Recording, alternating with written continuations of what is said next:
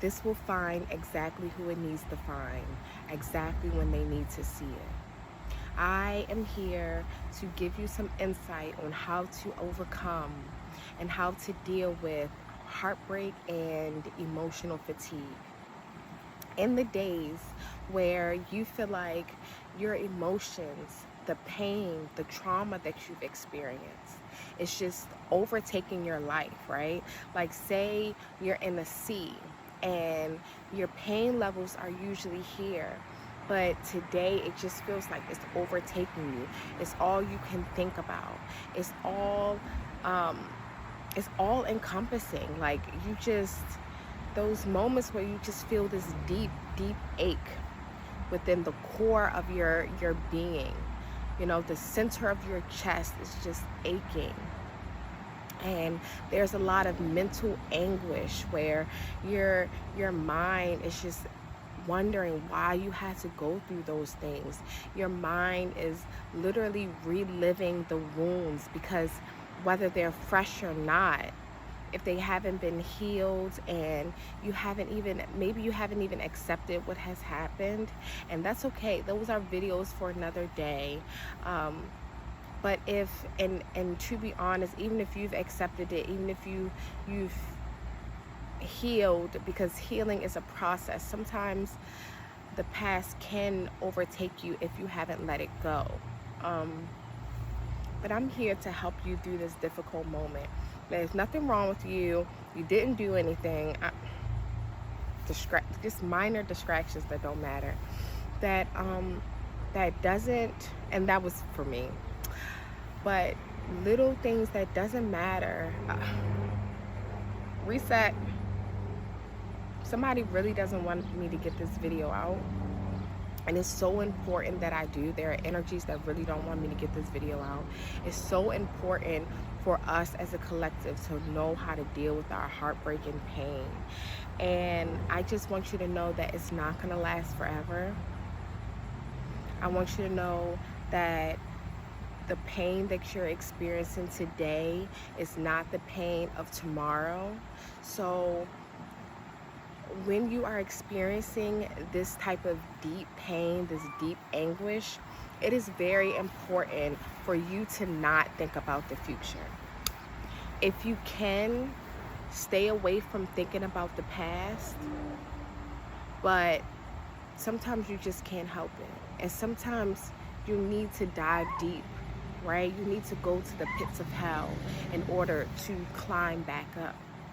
You need to know that these things were not there to break you, and that even in the aftermath of it, even when it feels like it's just infecting your everyday life, it's just like a virus that you can't go on, you can't handle responsibilities because the pain is just, it's just overbearing. Know that you have the inner strength to keep going. First of all, you made it through that initial, whatever it was, whatever is paining you, you made it through that situation, okay? Know that you are so strong for even making it through that. I want to be the one to tell you that is the worst of it. You know, some people say it's not the nightmare, it's reliving it that is the worst. But I am here to tell you that is not the worst of it, okay? You having the strength to have gone through it in the first place means you are equipped to move past it. And know that emotions never last, okay? Think about it as this rainstorm. It's thundering, it's dark, it's the middle of the day, but you can't see any sunlight. It's almost dimmed outside. Like, it's literally dark. It's pouring down, raining. There's big booming lightning strikes, right? And all of that is just a metaphor of what's happening inside. But know that it cannot last forever.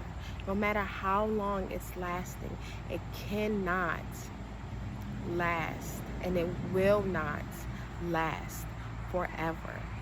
So these are for my people who really are feeling it, really get to such a low point, and it's been so much pain, and it's been so many storms. And that's why I said emotional fatigue. You're tired of being strong. You're tired of waiting for the storm to pass, right? And this is for when it gets to that crucial moment where you feel like you're gonna break, where you feel like you just can't take anymore, where you feel like it's just really just all consuming you and you just want it to end. Take a deep breath. It's so important. And these are things that has helped me, because I've been through it time and time again, where I'm just clawing. I'm just literally find myself clawing. I was outside just clawing at the ground, literally out loud, begging for the pain to stop, begging for it to be over. And that's kind of what you need to do in essence. What I'm going to tell you, how to overcome this overwhelming pain and emotional fatigue, it's not going to be pretty. It's not going to sound pretty. It's not going to look pretty, but it's going to get you to the other side of that storm. Because there's too many of us that succumb to our pain. There's too many of us who take ourselves out of here, who chooses to exit the reality when there's so many blessings on the other side. There's so much life for you to live. So don't give up. There's so much happiness, and so many of us get caught up in the moment, in the pain, the excruciating pain. It feels like somebody's just taking a knife and just non-stop, just daggering. It can hit you at the pit of your stomach, where it feels like somebody knocked the wind out of you. It can feel like, what they say is like, it's a pain where it's painful, right? But you can take it if it only lasts a moment. But it's a pain that's gnawing. It's gnawing. It's like it keeps going. And it gets to a point where it's like it's shredding your insides. It's like kind of what some people say a tattoo is, what some people say what period cramps are like, where it's like it almost makes you lose your mind, because it can push you to that point, because you're like, okay, I could have took this if it only lasted an hour, but we're going on hour number 5 and I'm still feeling the same, and I'm still weathering the storm. When is this shit gonna end? And it doesn't feel like it's letting up anytime soon, and you just want to lash out and break something. You want to lash out either at yourself, at others. Some people want to take a permanent exit plan, and I'm telling you, you have the strength to weather these moments. Cry, scream when you're feeling that friction, that internal friction, where you feel like you just can't take that. It's just too much friction. Take a deep breath. Go running. Sometimes this friction, right? The friction of the pain is building up, is building up, is building up, is building up. And that's why you want to lash out, because it's building up all this energy. That's literally what friction does. It's building up heat. It's building up energy. And it just builds inside of you, and it builds inside of you, and you have to release it.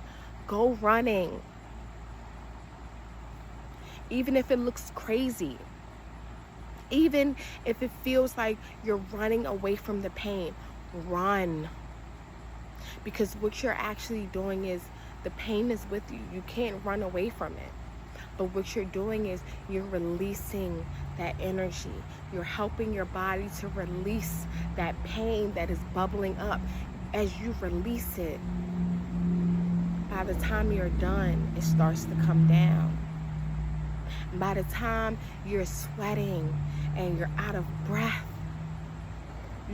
you get a moment of reprieve. You get a moment to go. You're crying uncontrollably where it feels like you can't breathe.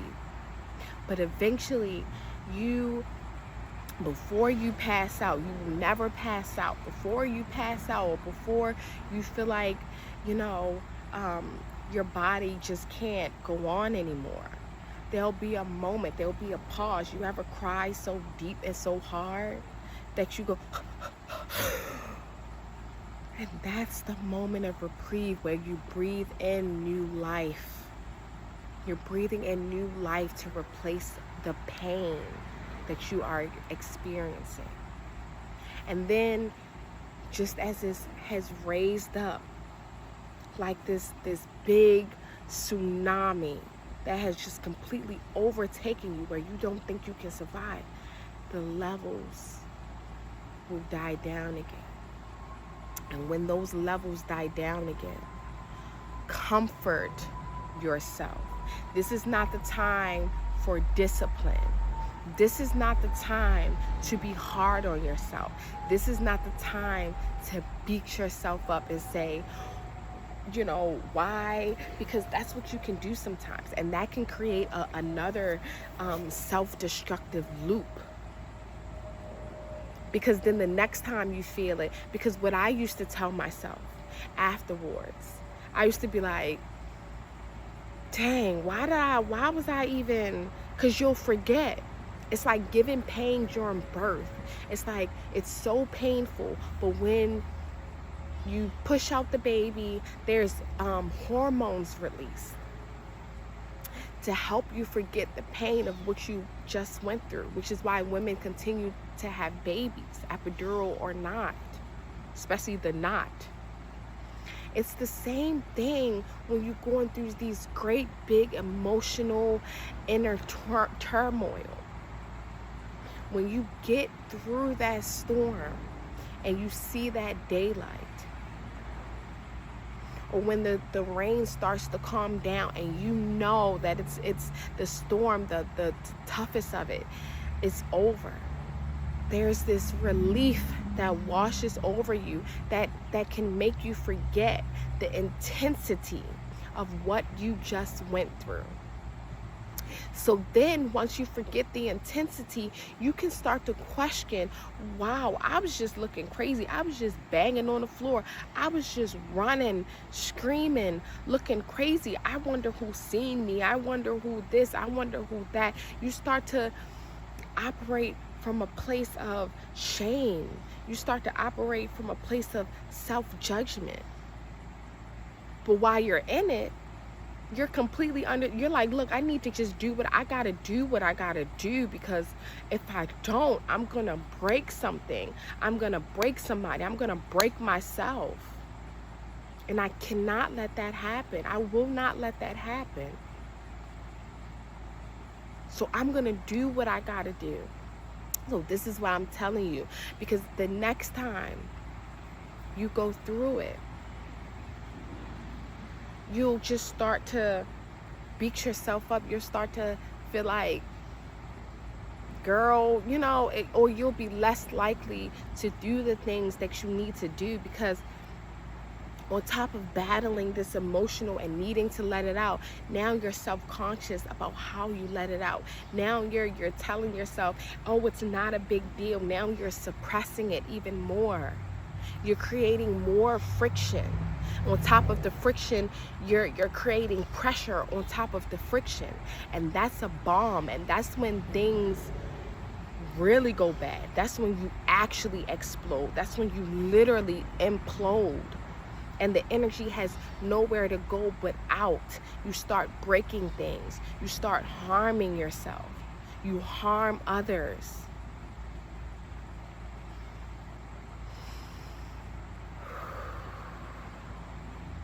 Break that loop, or don't even start it, so that it's not a loop that you have to go through, because I went through that, and it's so hard to break yourself out of once you start it.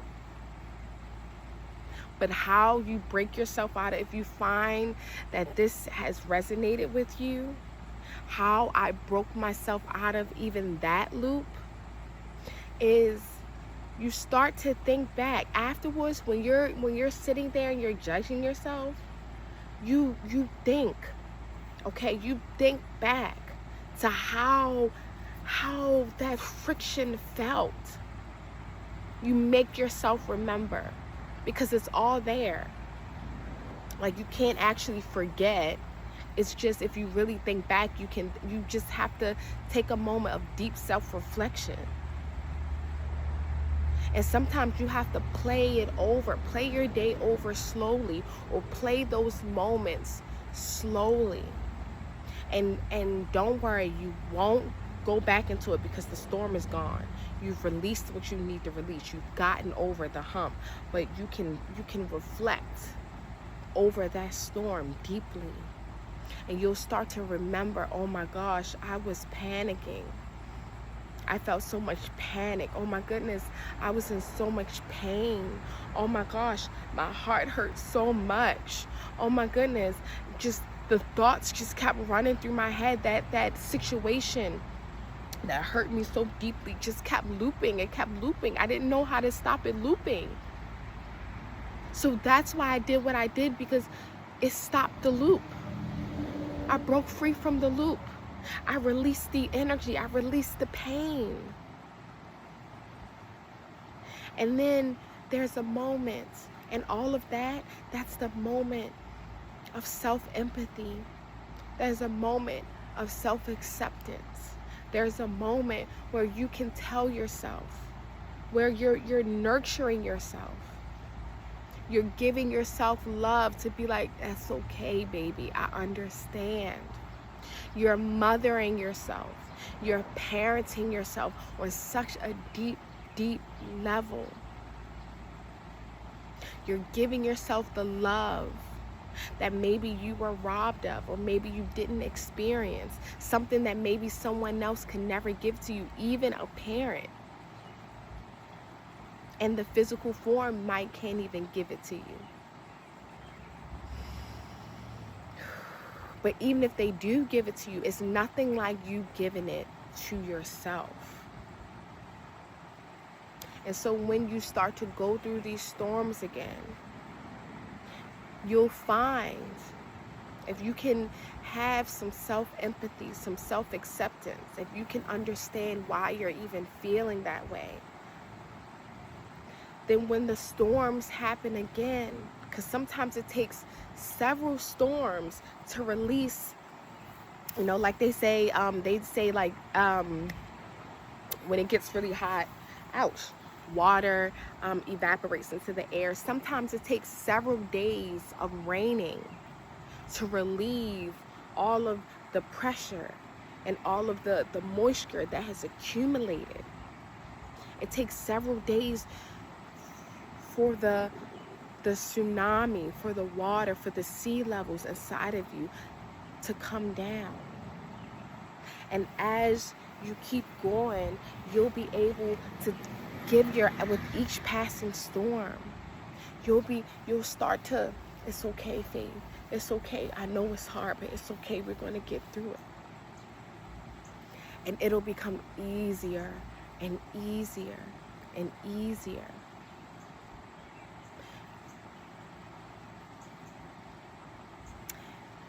It'll still be hard.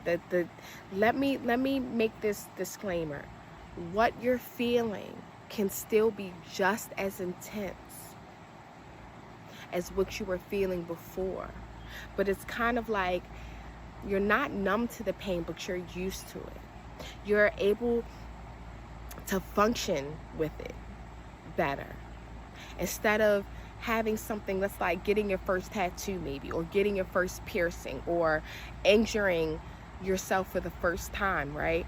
Or working out for the first time. The first time you work out really hard, your body's overwhelmed, especially with the pain.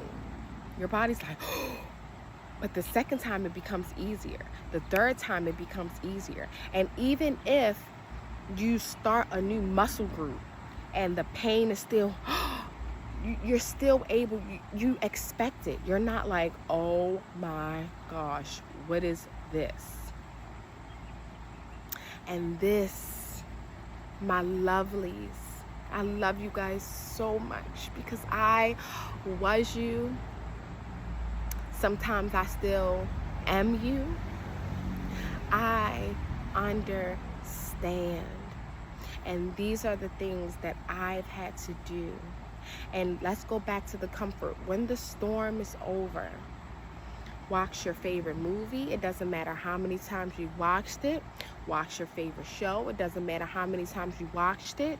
Eat your favorite foods. It doesn't matter if you're on a diet or not. You just did something so incredible. It's kind of like rewarding yourself. Reward yourself for the pain that you were able to work through, the pain that you were able to release, because the truth of the matter, not everybody makes it out of their storms.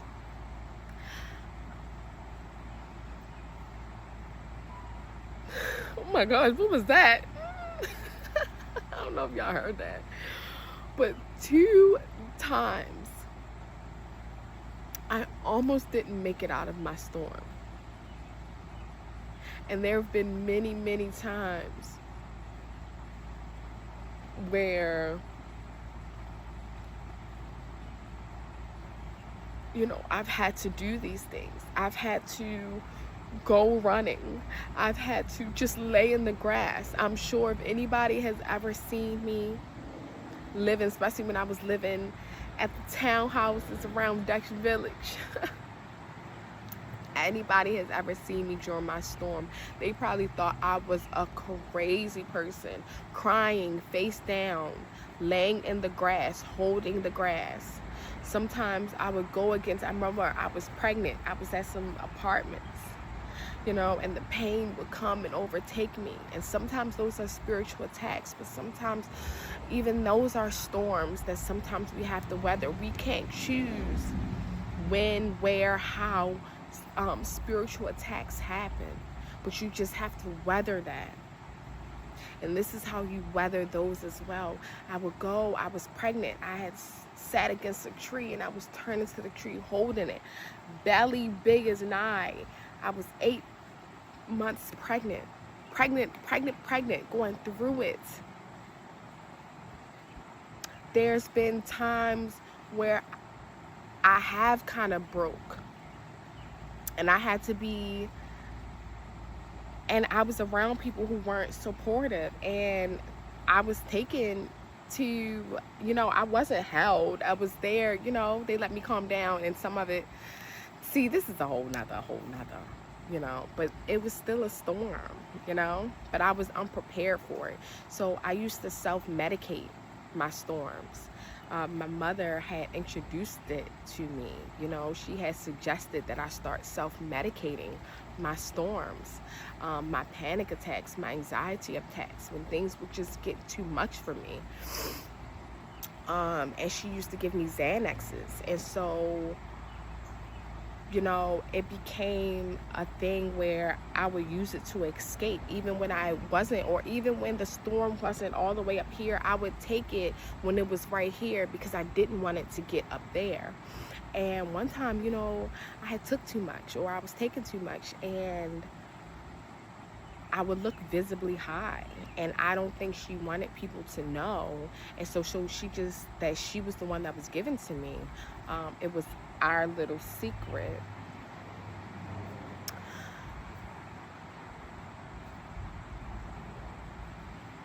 It wasn't out of good intentions, basically. But anyways, so it became not even like maybe a habit, and it was a habit, that I dealt with for like from my sophomore year of college up until, and it was like an on and off thing up until then I stopped again. It was like an on and off. It's like it was real bad, and then on the self-medications, there was a storm. When a storm comes while you're self-medicating, it's a benzodiazepine. It's called a paradoxical reaction, where instead of it calming you down, it actually makes you shoot through the roof, so you basically implode and everything comes out. I've had to be I guess emergency petitioned twice. One time before a really big like my exams were literally the next day, and I had to just be real. Once everything came down again, everything calmed down, the Xanaxes got, that went away, the paradoxical went away. I had to just talk, because I had sense, I had to just talk to the therapist and be like, hey, I'm in college, like I'm dealing with 2 parents that are on, and I'm still living with them, and I'm doing my best, and I'm working, and basically just letting her know things are up here for me, and I'm doing the best that I can. And I do I was self-medicating, but I have an exam tomorrow, and I understand. I get it. She let me go. She says she understands. She says it sounds like it's situational anxiety. Basically, if I wasn't in that situation, if I wasn't dealing with what I was dealing with, like, this isn't an actual disorder that we're dealing with. And I think maybe she was telling me like of better ways to handle it, and these are things that I battled with until I also had something else devastating happen when I first became a nurse, where I started up again, and then I ended that very quickly, because I started buying off the street, and it became a thing where it's like, do not self-medicate. Do not self-medicate. And I think in between using Xanaxes, I would take Ambiens. This was back when I was in nursing school, just to get to sleep. Ambiens, Benadryls. I would mix them like a cocktail. It was one time during that really awful period, as a nurse, something really devastating happened. I took like 4 Xanaxes, 4 Ambiens, and 4 Benadryls, and I should not have woken up. I should not have woken up, because my tolerance wasn't, maybe individually, but not altogether. And I'm doing this because it's like, oh my gosh, like this level of vulnerability. Do not self-medicate. Do not self-medicate through these, and then I just stopped smoking weed last year, the end of last year. And I've been smoking weed since I was 17, because I've always had this high level of anxiety. My emotions, the pain has always been here. I did not have I've had a pretty rough childhood. I wouldn't look like it sometimes, but I really have. And I've just always continued to persevere. And when you get tired of persevering, hold yourself. I found that going out in nature has always helped, because nature is a source of unconditional love. And if you need to feel like where you're held, go out in nature. This is what grounding can do for you. And I'm getting so emotional because I know there are people that are still dealing with this. And there's people who don't know how they're gonna get through. Because I was one of those people, and it's so scary. I understand how scary it is to feel like you're not gonna make it to the next day, where you don't know if you have the self-control to keep it all in, to hold it all together. But let me tell you, when that storm passes, and I've had exams the next day, I've had my first day as a travel nurse for one of the other incidents was the next day. You get up, because it's maybe it's not here, but maybe it's there. You get up and you go. You ask your higher source, please give me the strength. Mama Hecate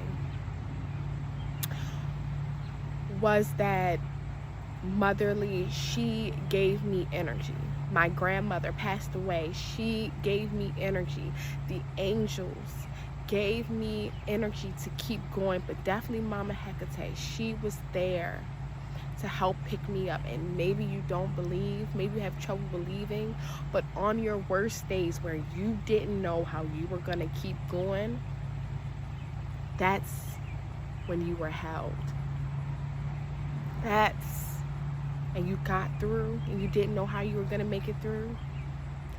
And it will continue to sustain you through the overwhelming heartbreak and the exhausting mental fatigue. You can do this. Share this with whoever you feel like needs to hear it. Sometimes we fight our battles alone. Like, comment, subscribe, so this can reach more people. Because oftentimes, like me, unless it was obvious, it wasn't obvious at all, because I walked around with a smile on my face.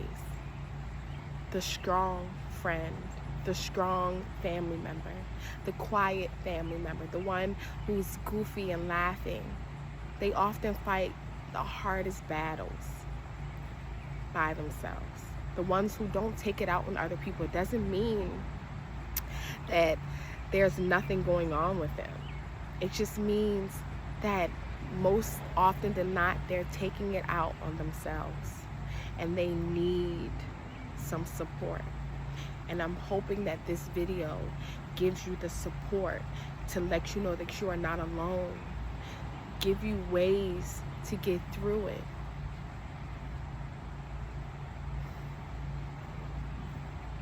Okay, lovelies, I'll see you guys next time.